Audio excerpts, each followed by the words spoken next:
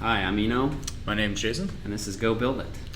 So today we are going to kind of pick up where we left off last session, and we're going to containerize our application and deploy it in a little bit more, reliable way.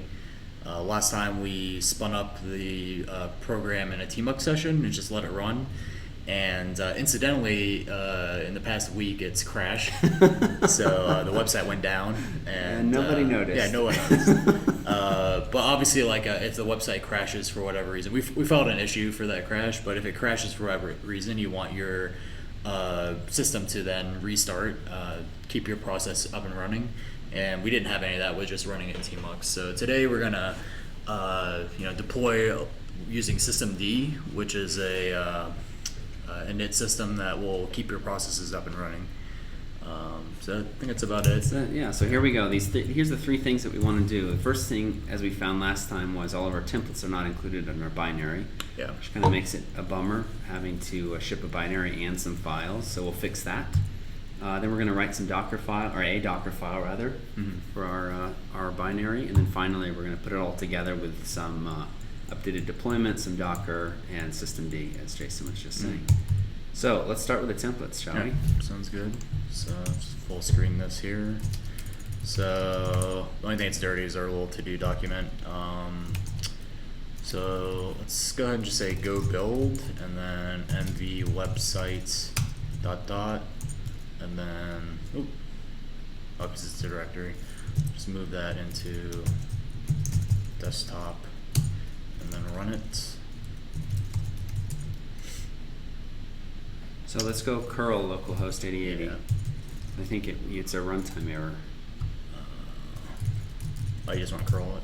Or whatever. Go ahead, split here. Curl localhost 8080 should crash it. So where did it find because we're running it from that directory, so if we cd into desktop. Oh yeah, right.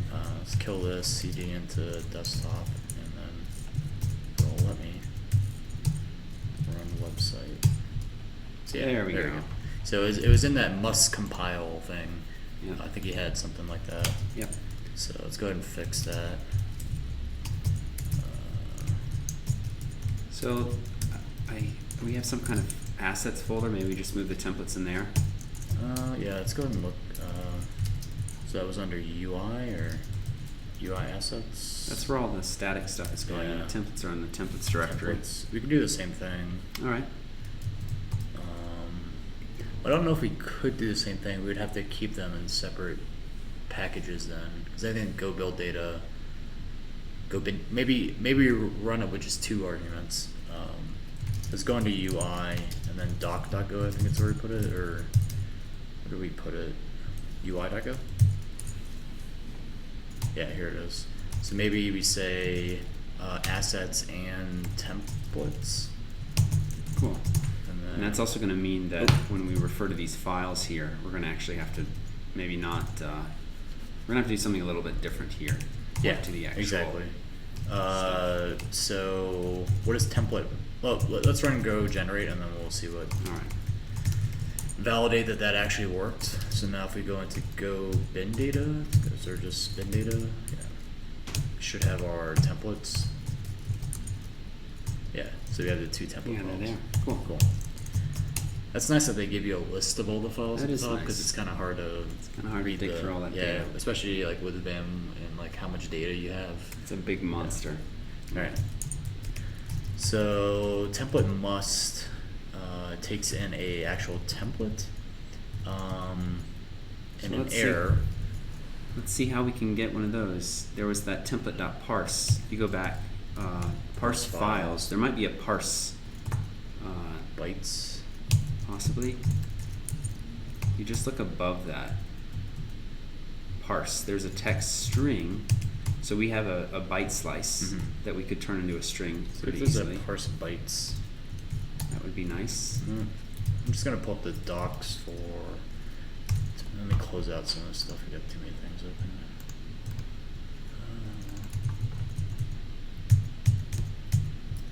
We're doing research on our deployment. It'll set up here. So Golang templates. You know, when I first started learning Go, it surprised me how much people or Go developers would spend reading through the standard library. But I feel like this is the place that I'm spending so much time these days. Yeah. Golang.org/pkg. So yeah, we have parse with a string, some file names. I don't really see bytes. We can obviously convert the bytes to a string if we have to. I'll tell you what, let's start with parse and just convert the bytes to a string.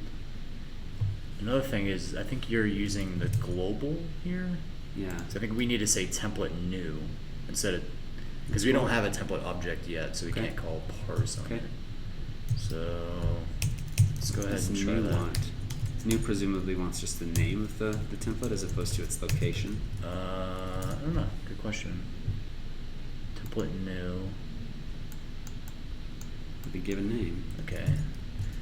So as soon as things get a little bit complicated with this like syntax, where you're creating something and assigning it into a global, basically like this is synonymous with an init function. So usually if things get a little bit more complicated, I'll just pull this out into an init function and have it write to the global. So this would be a index template is a pointer to template.template, and then here you'd have func init. And what init functions do is they just run whenever you. So if you have a graph of package imports, the leaf inits run first, and then they propagate upwards. So if you have a main package, that the init function in that main package will be the last init to run, I believe. So here we want to create our new. I think it's like you said, you just give it a string, and that'll be our t. And then we can say t.parse like that. Yep. And then what does this thing return? It returns a template must does. It's kind of interesting. So it's a pointer. Maybe we can say index template is equal to that. And then parse. So I wonder if this parse, is it variadic? Probably not. Alright, this thing's messing up. Nope. So the one that you had over here was Parse Files. And the neat thing about that is you can provide a number of related templates in a single function call. It's I'm sure there's a way that we can programmatically do that. up here. Yeah, I'd be curious. I'm curious how to do that. Creates a new template and parses the template definitions for the name files. Return template name will have a base name and parse content of the files.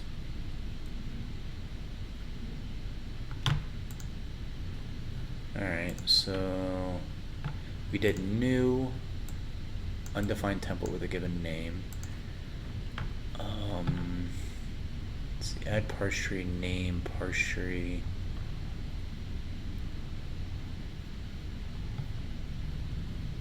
Let's see here. Yeah, it's kind of interesting. I wonder if you can add a number of templates together to make a single template.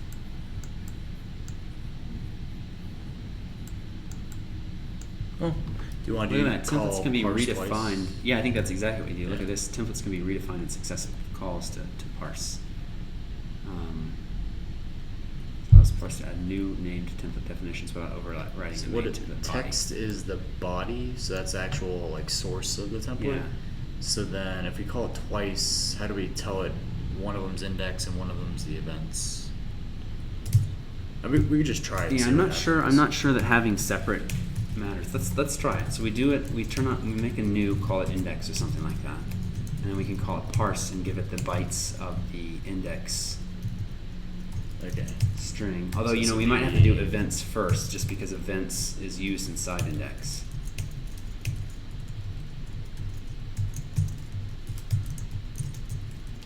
Yeah, I've not done a lot of work with the template.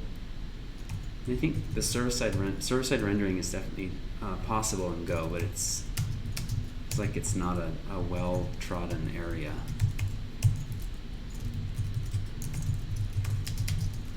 Yeah, I wonder if that would work. And then this will be index. Yeah, let's try that. Too many arguments. Okay, so these are come out as Yeah, it might not they can be fail. there. Yeah. Yeah, so we need to handle that. So we say this is kind of why I pulled it out into an init, because I know it'll get a little bit complicated here. I feel like the init functions have to be used very carefully. Yeah. Another thing you can do is, if you didn't want to do an init, is have a assignment from invoking a anonymous function like that, and have this return a pointer to template. So in this body here, you would just return your resulting template, and then it would get assigned into here. I've seen some people do that. I just think that init functions kind of read a little bit better. I mean, since it's a template thing, that we want to do this once when the process starts up and never do it again. It'd be kind of weird if we expose like a setup function or something that a caller of the package would have to actually invoke. Yeah. It feels like a weird API. So Yeah. in my mind, this is one of the places where you make an exception and you use an init. And I don't know. Let's try it. Let's call it events error, and then this will be index and error. And at this point, if we're getting an error, like we're not going to be able to run at all. Like that's probably worth panicking. Like things are never going to work at this point.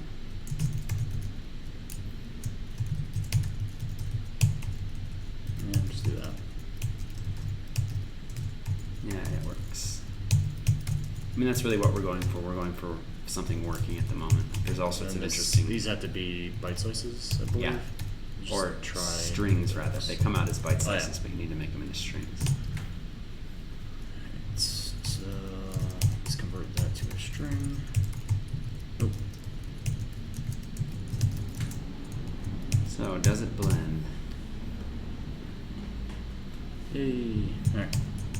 Does it run? Yeah, right. Go run, or let's do go build. It's still in UI.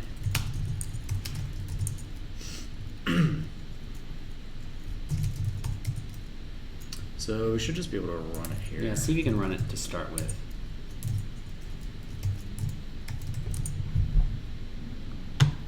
Looks Cool. like it works. All right, so now let's move that binary do it. over to the temp file or Yeah. direct desktop or whatever. And go run it over there and see if we've actually got a single binary at this point. Yep. Cool. So that's interesting. We learned something about templates.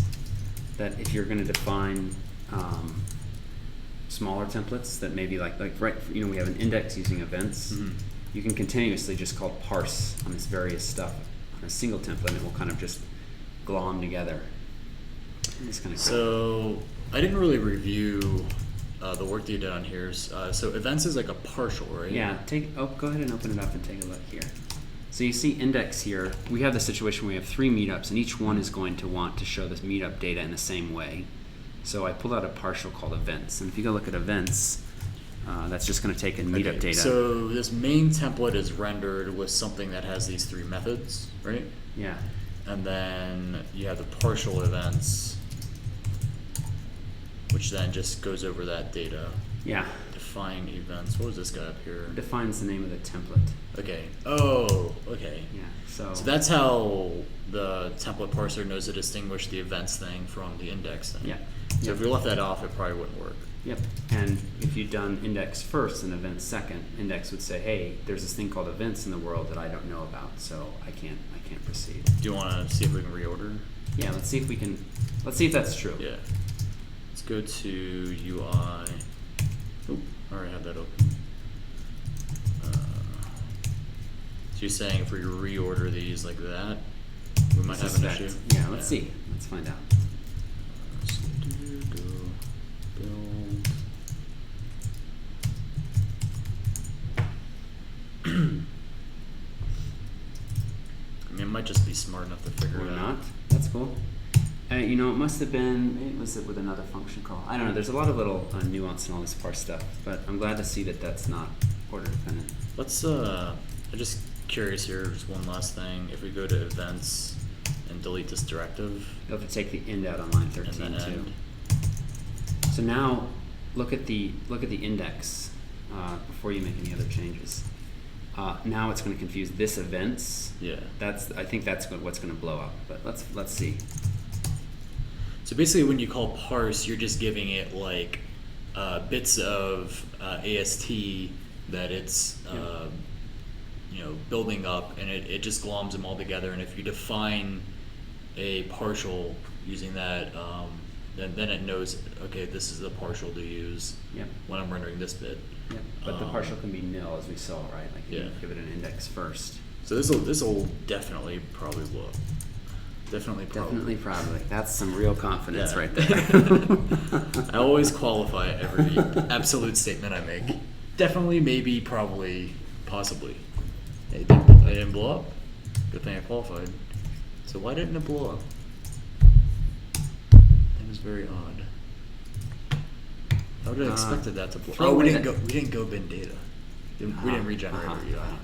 Which makes me want to do that order-dependent ordering thing again too. So, well, the ordering thing we didn't need to do run go bin data. We only needed it when we made changes to the actual HTML files. Yeah. So this should fail. It's still running, but it's probably not going to render. There you go. It gets there. That's it's like very weird. A very weird thing. Yeah. Anyways, so I learned a little bit about templates doing this. I don't know if it's useful to our viewers or not. It's probably not. Like this template stuff doesn't seem as the tooling doesn't seem as well built out as what you get in like Django or Rails, for instance. But I mean, it's pretty functional. It's functional. It's lightweight. Right. So we're going to add all this stuff. That's all the go bin data stuff. This is us adding adding templates to our go bin data go generate declaration, and then kind of pulling this out into an init function to do a little bit more complicated setup with our templates. And then if we go out of UI here, there's some other changes. Interesting to do. Great. Yeah. So now we have a binary that will be completely able to run on its own. You don't need to ship any files up. Yeah. So include template files with binary. Great. I always like putting everything that's static, put it into the binary. That way you don't have to like you're saying, like have not only the binary, but you have to have all this associated data. Yeah. And the only time you'd really, especially when you're doing must compile like that, the only time you really want to be able to have something that's on the file system is to parameterize your binary, make it dependent on like the file system. And we would never be like editing those index.htmls or pushing updates just to the templates, because that would require us to restart the process too. And it's like, there's not really a dependency there. It was there for us to have data, and you can put data in the binary. It's nice to have it all in one package. Yeah. All right, so let's go back to our to-do. Put templates in the binary. Right. So it's done. Containerize the binary for deployment. So how do you want to go about this? Let's. I think you've got Docker running on your machine here, right? Let's see if we can just make a Dockerfile that runs this binary. Hopefully there's no keys in there that we have. All right. So where do you want to put the Dockerfile? Top level next to the README. I don't know. Where do you put it? Usually I like isolate my Docker files. Because like I put an empty directory and then the Docker file in there. That way, because I think they call it context in Docker, is basically everything that's in the directory of the Docker file and descending will be included in some way into the image. And I want to like isolate the thing. I don't want it to include any of that context. Yeah, sounds good. So maybe we just mkdir docker images / website.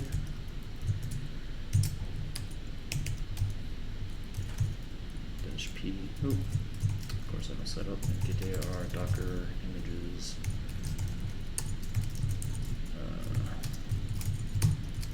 Alright.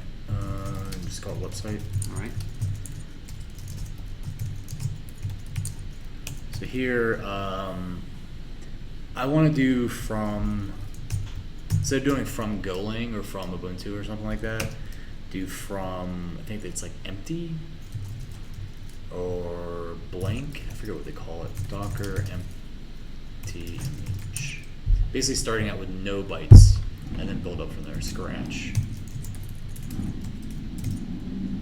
So I forget if we're working with the newer Docker. In the newer Docker, you're able to have multi-stage build steps. So we could have a Docker container that builds the binary, and then a Docker container that runs the binary. Probably the easiest thing to do would just be to cross-compile, or to compile our binary, and then just copy it into an image. Yeah, so that's usually what I do. So have the Dockerfile just copy the binary from the context into the image, and then maybe do a command. Okay, so from scratch means that there's no bytes. It's actually a 0-byte image.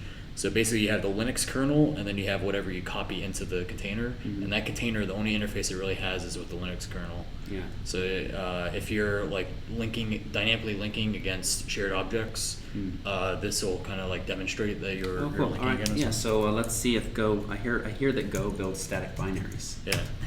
Let's see if what that's happens. true. So there's two different things. I always confuse the two: add and copy. So let's.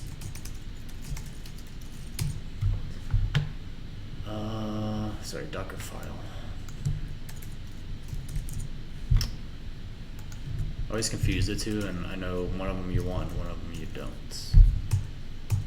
So add source destination and copy.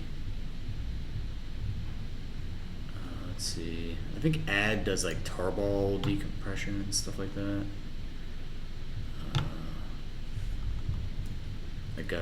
So you can give it like a tar gz and it'll like, yeah. So we don't want any of that. I think we just want copy. All right. So we want copy website into srv/website/ that seems kind of redundant. Yeah. Let's just do website. And then the command will be /website, and what target do we want? Probably just 80, right? Yep. Localhost this thing on port 80.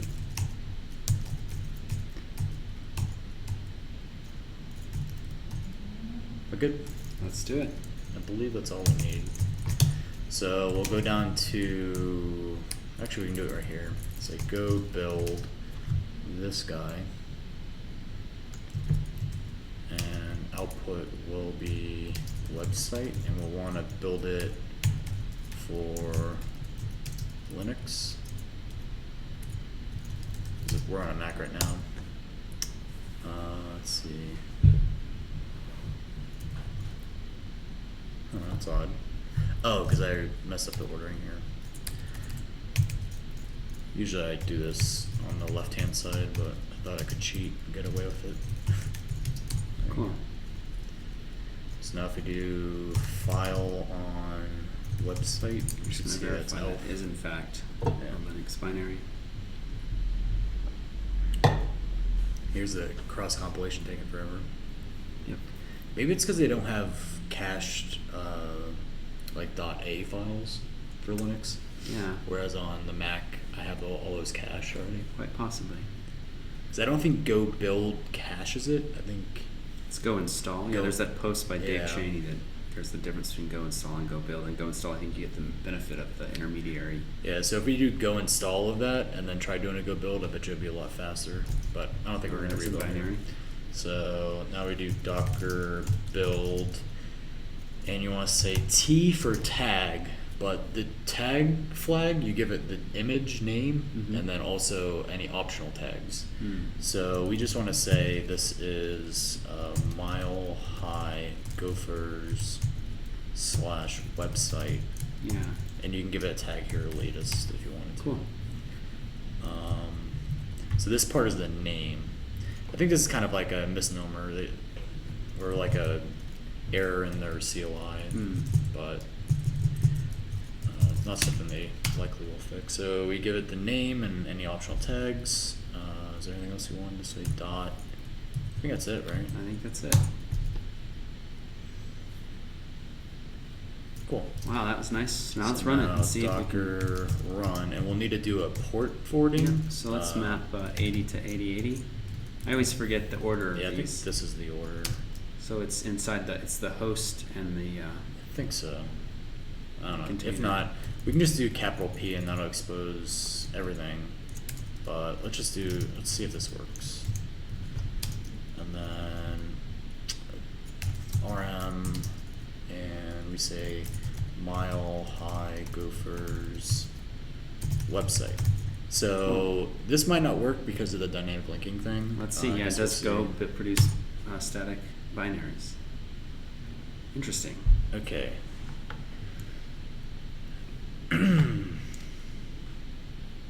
No such file directory. So container Linux go. Starting container process exec bin sh. That's weird. It is weird.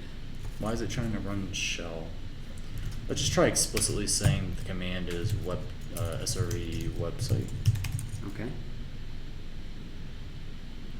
Okay, so that actually ran it. Interesting. X509. System roots and no roots provided. So I guess our X509 library is looking for root trustor for doing TLS. Yeah. So maybe we just want to use the Golang container because I don't really feel like copying over and setting up a bunch of root certificates. No way. Yeah, let's just do like the easiest thing here. So another thing I've seen people do is use the Alpine container. Would that be? Yeah, we can try that. I mean, because really the thing that we're giving the container is not anything Go. It's just a binary. Yeah. Right. Yeah, the Go image I think depends on Ubuntu. So or I think you can get a Go image without Alpine. But like you're saying, we don't need Go compilers installed. Yeah, we just need a thing that can run a binary. So maybe you just say Docker Alpine. I think we can just say. Yeah, from Alpine. That's what I've seen. Or just Alpine, like that. Yeah. Yeah. Latest I think is the default. And then we probably have to fix our command because it's trying to run it within a shell that we don't have. Well, maybe we don't need to fix it on this one. So instead of specifying that, let's see if it works. Let's see if we can just run the container. Yeah. So /website not found. Oh right. So open up the Dockerfile. I think actually maybe we made a mistake in the command. Yeah. SRE. Right. And I thought you could run this without a shell. Maybe it's the way I'm giving it to command. Or we could do entry point. Looks like another one. Oh yeah. Exec form.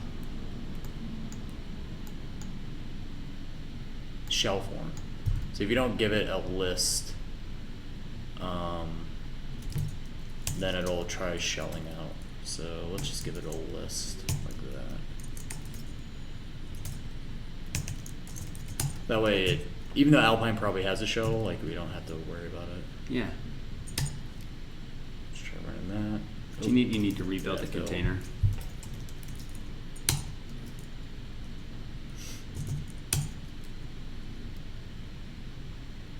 Still doesn't have any of that. Let's do bin sh. Ooh, I need to do IT. Interactive. Yeah. Is it like that? Or dash, I forget. Doesn't like that.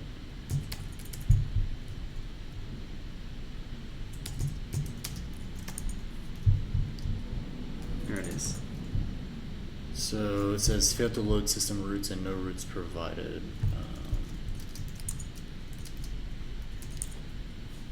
So we do have a kind of a minimal file system. So maybe we do Alpine X509 trust. Our copy finished. What was that noise? So basically we want to install some root trustor. Well, I mean, if the Alpine stuff doesn't have it out of the box, I'm kind of surprised by that. I would expect it to have it out of the box. Maybe to make life simpler for ourselves, rather than dig into Alpine stuff, we see if we can just upgrade to the Go container, and then we can worry about optimizing. Oh, interesting. Issue. And this is doing from Go Alpine. Let's see. Please add the certs. Add root certificate to Alpine images. We just look at what they did. Or you could use Go Alpine, which apparently should have a list. Let's do that. Let's do that. Yeah. I mean, there's optimizations that we can do with the Docker container, but I think right now we're more interested in just getting it running in a container.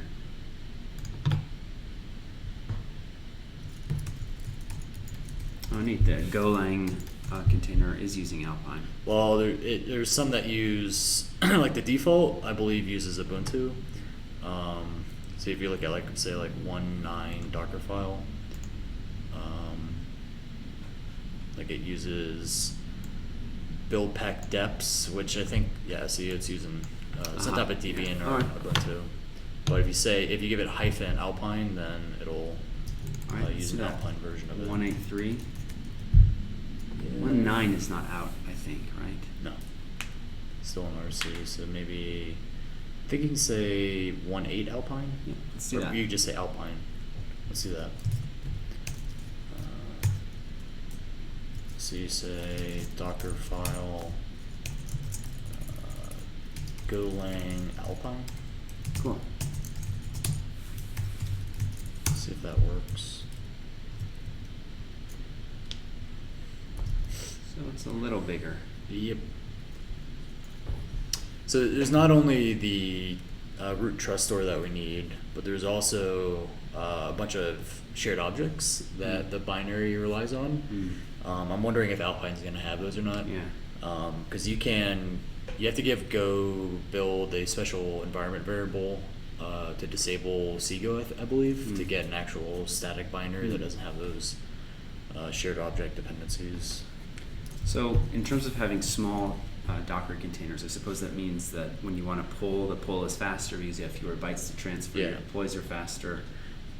Yeah, preferably, like, the only thing we would have in the container is the binary. Yeah. And whatever the binary needs. So, like, if you're actually creating, like, a really, like, lightweight production binary, you probably want to have your own trust store that you copy over and set up for the Go runtime. Not only does that allow you to, like, manage the trust store that you're using more directly, but it makes it to where your container has a lot less stuff in it. Yeah. All right, so we got our container built. Let's see if we can run it.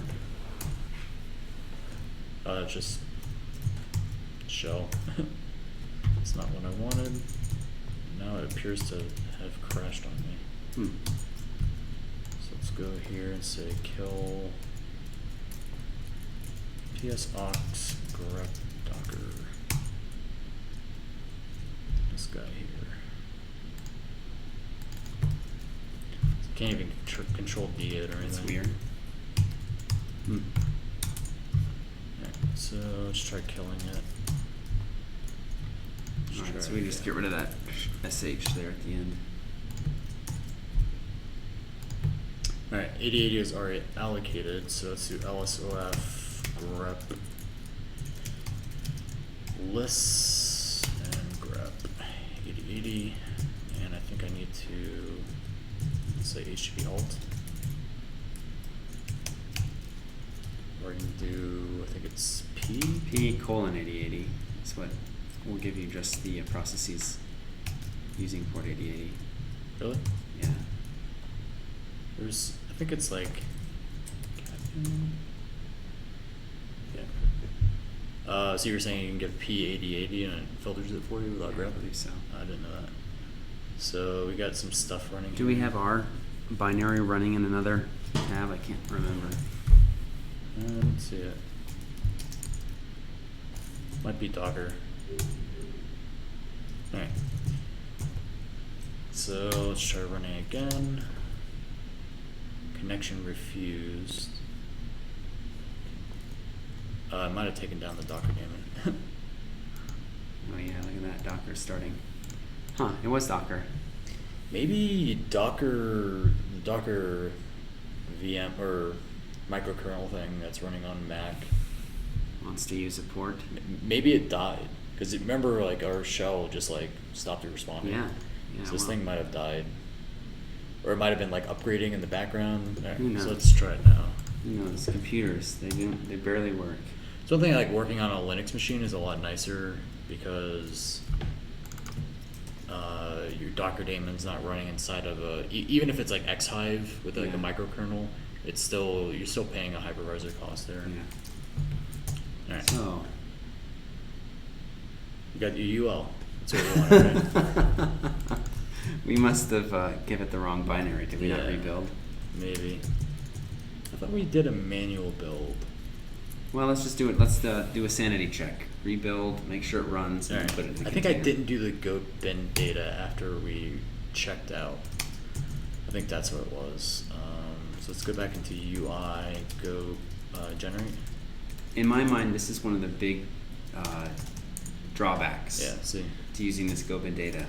Oh, you have to remember, like every time you change the assets to do that. So I guess the thing to do then is to have this like set up in CI to where it rebuilds everything for you, so you don't have to worry about it. Yep. So the containers that come out of your CI, like it's just been automated away. Yep. And you're not actually making changes to these like files. That's probably another good future episode to put all this together, put it like a nice deployment pipeline together that maybe even builds a Docker container and so on. Alright, and then I'm just going to amend our previous commit because we haven't pushed it. And then let's go under Docker websites, do our go build again. Yep. Wait a little while.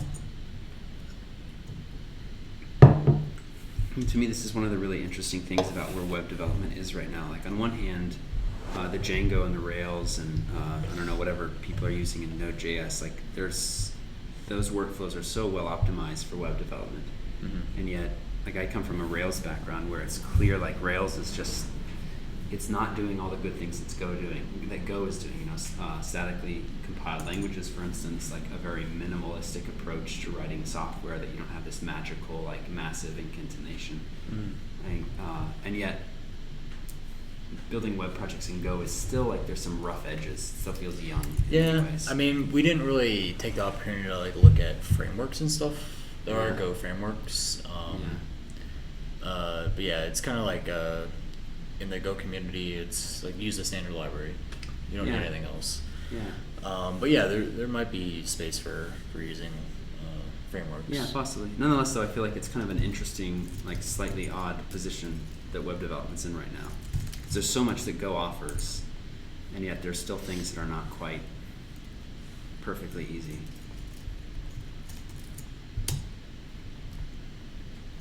All right, let's see what's going on now. There we go. Great, look at that. Our binary running an image. So this is manually building an image just locally. But this is something, again, that should be automated in CI. Obviously, we're not going to do that today, but maybe a future episode will show how to like, kind of automate this in CI. Basically, what you want to do is make changes to your source code, push it to a branch, and then have CI like build all these things for you. Yeah. But for now, we're just manually do this. So I think the way you push, it's been a while since I did this. I think it's just Docker push. And then you give it the mile high gophers, how you spell it? /website :latest. And now upload it to, let's see, we might need to requested access log the in. resources tonight. Docker login. Oh, so, maybe I need to set up a user. Maybe take a break here. We'll set up a user for Docker Hub so that we can push easily, and then we'll resume recording. Sounds good. Cool. All right. Yeah. Sorry about that. I just had to get my Docker logged in. So, just Docker push mile high gophers website tag latest, and there it goes. Well, so I like keeping these episodes a little shorter, around the 30-minute mark, and since we've hit that, I think maybe this is a good time to cut the episode, wait for the next one to talk about getting this out onto a DigitalOcean droplet, making sure that we have a good unit file deployed such that Docker is running, it's going to immediately consume the image when it's available, and so on. So I think we're going to do that for next episode. Yeah. Yeah, systemd is like, if you're not familiar with it, don't have experience with it, it's a little bit kind of difficult to, it's a steep learning curve, but once you kind of like overcome that little learning curve, it's pretty easy to use after that. So I think next episode we're just going to create that unit file and then make it to where our deploys are just Terraform apply, spins up, and then we don't have to worry about it. Yeah. Sounds good. All right. Cool. All right. See you next time. So.